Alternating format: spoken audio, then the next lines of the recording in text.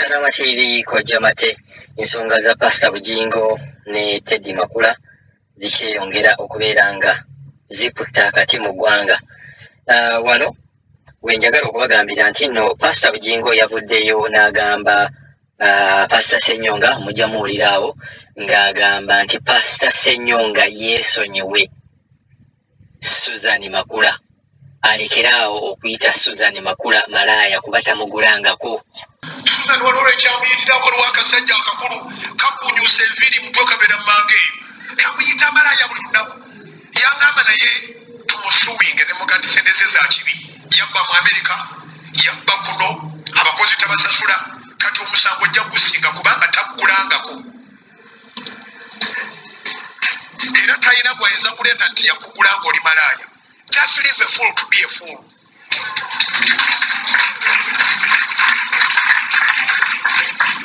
Nze nkwagala teweebaka tobulwa tulo nze nkwagala inifati nkwagalanga malaaya. Yesu yatwagalanga baani nga bamalaaya, yatwagalanga baani nga ababbi, yatwagalanga baani nga aboonoonyi.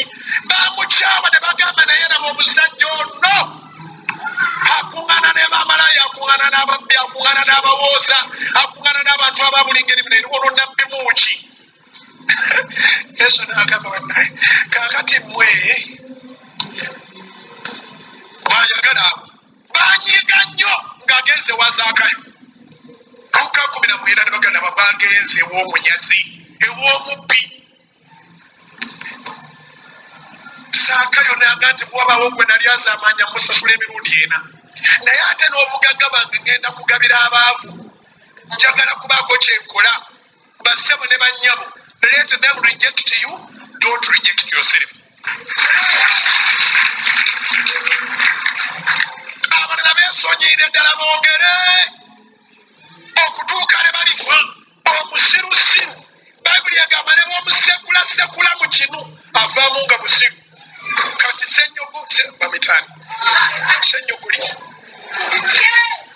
senyogoli ne bw'omusekulasekula mu kinu avaamu nga tategeera.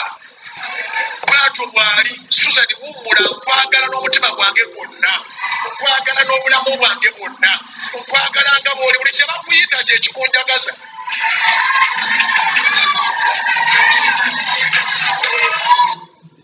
Okuggyako bw'aba yamugulako then agende ateekeyo omusango nti Susan Makula malaaya era ali amuguzeeko. Yeeyongera okubeera ng'agamba nti kino ekyokugamba Susan Makula nti malaaya, ye Pastor Bujingo amwagalanga malaaya.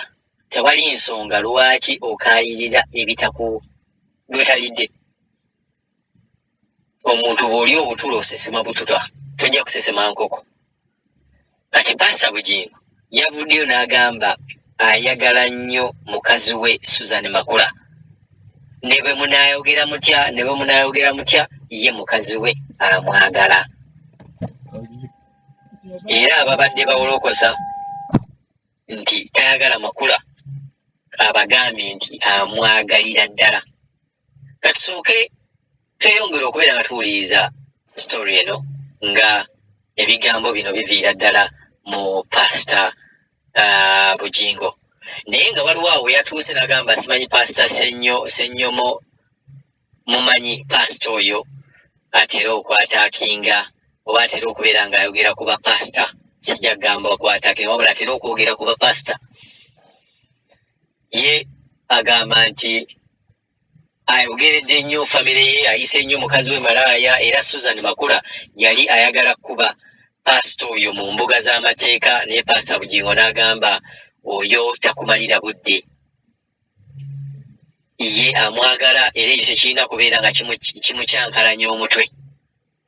Kati tweyongere tubeere nga tuwuli. Susan waliwo ekyamuyitirako lw'akasajja akakulu kakunyusa enviiri mutwe kabeera mmange kamuyita malaaya buli lunaku.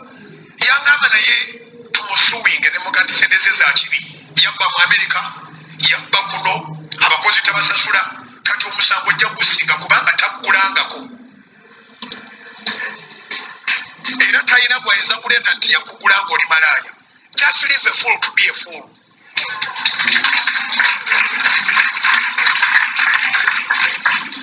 Nze nkwagala teweebaka tobulwa tulo nze nkwagala. In fact nkwagala nga malaaya. Yesu yatwagala nga baani? Nga bamalaaya. Yatwagala nga baani? Nga ababbi. Yatwagala nga baani? Nga aboonoonyi. Bamukyawa ne bagamba naye nabo omusajja ono akuŋŋaana ne bamalaaya, akuŋŋaana n'ababbi, akuŋŋaana n'abawooza, akuŋŋaana n'abantu aba buli ngeri bino ono nabbi muuki. Yesu n'agamba bannaye kaakati mmwe bayagala abo banyiiga nnyo ng'agenze wa Zaakayo.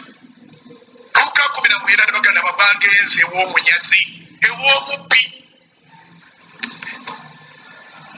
Zaakayo n'aga nti bw'abaawo gwe nali azaamanya musasula emirundi 4, naye ate n'obugagga bange ngenda kugabira abaavu. Njagala kubaako kyenkola. Bassebo ne bannyabo, let them reject you, don't reject yourself. Abalala beesonyiire ddala boogere okutuuka ne balifa omusirusiru. Bayibuli egamba ne bw'omusekulasekula mu kinu avaamu nga musiru. Kati